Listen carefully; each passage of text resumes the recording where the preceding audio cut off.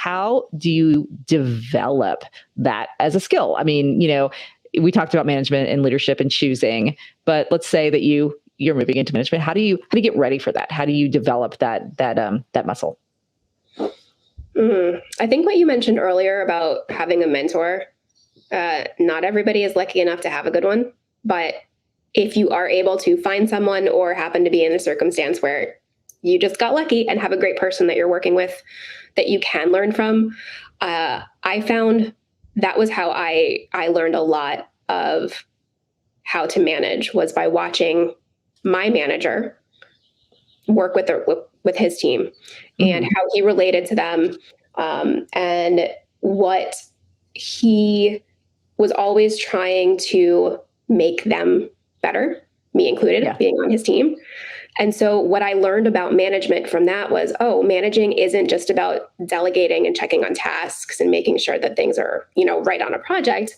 Management is seeing the people and identifying their strengths and coaching those areas where they need a little bit of help, and sometimes pushing them a little bit more than they think they can be, but of course in a very loving way, because you know that they can do it. Watching, I think, is the best way. But in the absence of that, if you don't have a really great person that you can learn from who is right there, I don't know. I'm a book nerd, so I did a lot of reading also on management practices and styles and all of the various different things that come into management, like how to be a good communicator, just sort of those basic human things. Right? How to be a good communicator, like empathy skills, any sort of those soft skills, which I think is a terrible name because they are not soft. Yeah, right. Yeah. Why do they call it that? Human skills. Yeah. Those things you need any time, but I think they become even more important when you are responsible for other people. So just learning as much as you can, finding a network. If you don't have like a direct manager who you can learn from, find a network of other people who maybe are even in the same first manager role as you are. What are they going through? What are they learning from? All of those things help. And I think a lot of it just comes back to that connection point. Are there any books that you would recommend specifically about management or about, those other kind of humaning skills? We're actually doing this as a group at work. Brene Brown's Dare to Lead. Oh, yeah. Okay. Just stellar. So I don't have it on my bookshelf because it's in my other office downstairs.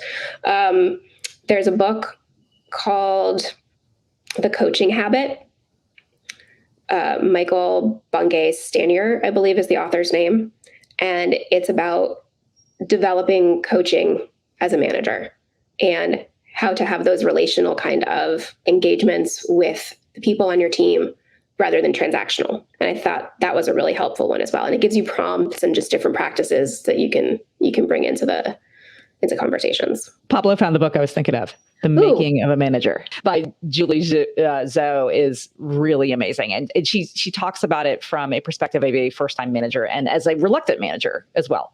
Pablo also said something nice, which is, with regard to getting a mentor, just ask. Yeah. I love that. Just whoever you look up to. Most people are really open and probably really flattered that you would think that they are that competent and could help someone.